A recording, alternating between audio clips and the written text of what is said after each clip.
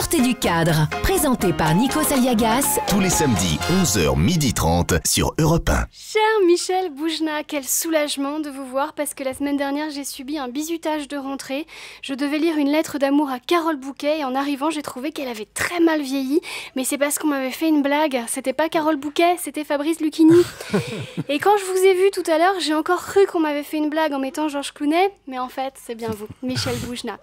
Je suis déjà noyée dans le bleu de vos yeux, bleu tellement beau que la légende raconte qu'on s'en serait inspiré pour créer le logo d'Europe 1. Serait-ce la couleur du lac de Tunis, près duquel vous êtes né, comme d'ailleurs le plus parisien des Tunisiens, Bertrand Delanoë.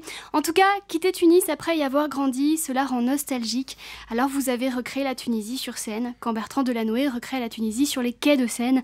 Tout le monde ici connaît Paris-Plage. Michel Boujna, je vous aime, mais j'aime aussi l'ado que vous étiez, celui qui lisait Marx, Reich, Brecht. Alors je précise parce que comme on est chez Nikos, Marx, Reich, Brecht, c'est pas une seule personne. Hein. C'est gentil. C'est trois auteurs différents. De rien. C'est moche.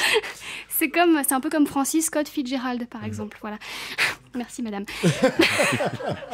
Marx, Reich, Brecht, il manquait plus que Nietzsche et Tolstoï.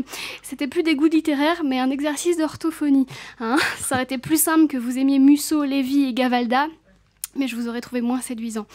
Enrichi de ces lectures, vous vous dirigez vers le théâtre, mais votre accent vous ferme des portes.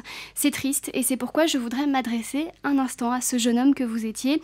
Cher Michel Boujna de 1974, ici une comédienne de 2014. Je fais partie d'une troupe de jeunes humoristes qui s'appelle le Jamel Comedy Club et j'ai moi aussi un problème d'accent puisque j'y suis la seule à ne pas en avoir un.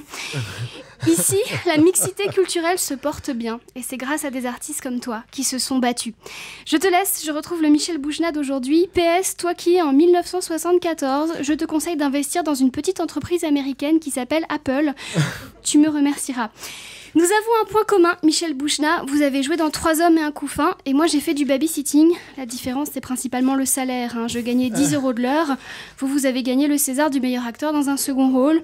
On ne devait pas avoir le même employeur.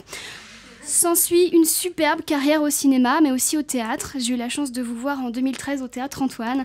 Dans Inconnu à cette adresse, vous m'avez fait plus pleurer que le Roi Lion.